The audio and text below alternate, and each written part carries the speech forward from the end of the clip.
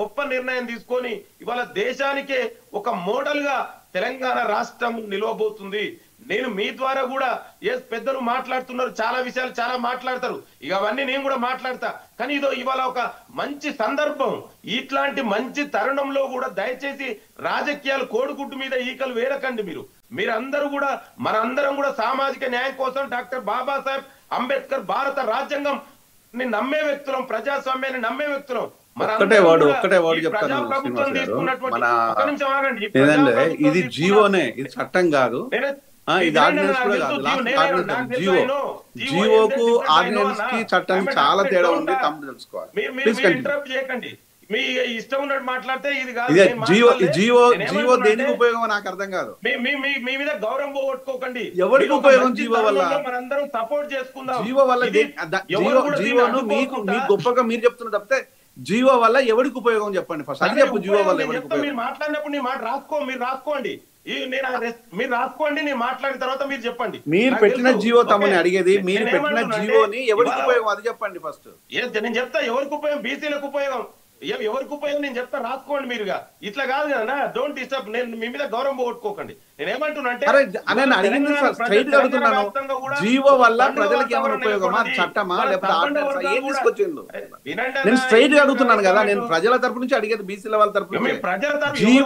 GO వల్ల దాని వల్ల అది చట్టమా, లేకపోతే చట్టాన్ని చేస్తున్నారా, లేకపోతే ఆర్డినెన్స్ తీసుకొచ్చారా, దాని చట్టసభల్లో దానికైనా విలువ ఉందా, జీవో కాపీకి ఏమైనా వాల్యూ ఉంటుందా, అది మీరు చెప్పండి ఫస్ట్. వాల్యూ ఉంటది, నేను అదే చెప్తున్నా, ఉంటది. అదే చెప్పండి, ఏం వాల్యూ ఉంటుందో చెప్పండి, మేము తెలుసుకుంటాం.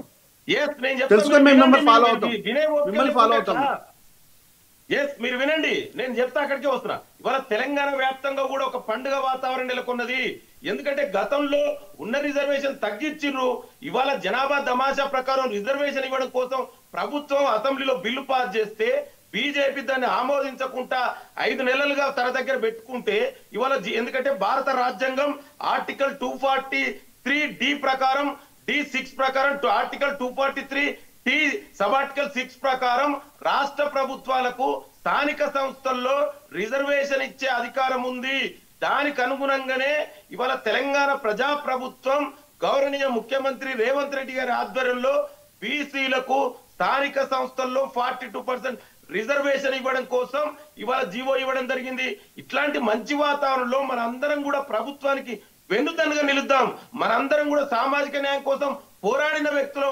ప్రభుత్వానికి కూడా చెప్తున్నాండి, మీ ద్వారా కూడా మిగతా పార్టీలకు విజ్ఞప్తి చేస్తున్నా, మీరందరూ కూడా నిజంగా మీకు బీసీల మీద చిత్తశుద్ధి, ప్రేమ మీకుంటే మీరందరూ కూడా ప్రజా ప్రభుత్వం తీసుకున్న నిర్ణయాన్ని స్వాగతించండి, సపోర్ట్ చేయండి. ఎందుకంటే ఇది ఒక మంచి, చాలా సంవత్సరాల తర్వాత ఇవాళ బీసీలకు ఒక న్యాయబద్ధమైన వాటా దొరికింది రాజకీయంగా. దీనికి మన అందరం వెన్నుదన్నుకుందాం. లింగం యాదవ్ గారు చెప్పండి. కాంగ్రెస్ ప్రభుత్వం తీసుకొచ్చిన జీవో 9 కాదు, 9th షెడ్యూల్లో చేర్చితే చట్టబద్ధత వస్తుందని డాక్టర్ జయరాం గారు అంటున్నారు. దాని గురించి మాట్లాడు. అండి, 9th షెడ్యూల్లో పెట్టాలనే ప్రజా ప్రభుత్వం అసెంబ్లీలో బిల్లు పాస్ చేసి కేబినెట్ ఆమోదించి కేంద్ర ప్రభుత్వానికి పంపిస్తే గవర్నర్ ద్వారా ఇవాళ 5 నెలలుగా బీజేపీ నరేంద్ర మోడీ ఏం చేస్తుందో మనం అందరం ఒకసారి ఆలోచించాలి. ఎందుకంటే అంత ముందుకే చెప్పిన, బీజేపీకి నరేంద్ర మోడీకి, ఈ టెక్నికల్ ఓబీసీ అయిన నరేంద్ర మోడీకి బీసీల మీద ప్రేమ గాని చిత్తశుద్ధి గాని లేదు. బీసీలకు వ్యతిరేకంగా పోరాడిన వ్యక్తి పార్టీ అండి బీజేపీ.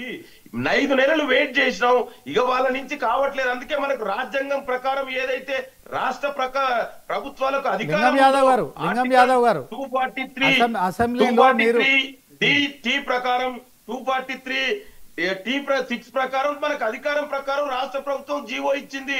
ఇవాళ ఇంకోటి అండి, గతంలో సుప్రీంకోర్టు చాలా కేసులు ఉన్నాయి. అప్పుడు మహారాష్ట్ర కేసులో చాలా మంది చెప్తారు, కానీ మహారాష్ట్ర కేసులో శాస్త్రీయంగా డేటా లేదండి, సెన్సెస్ జరగలేదు. ఇవాళ అందుకే తెలంగాణలో శాస్త్రీయంగా జరిగింది. నందారెడ్డి గారు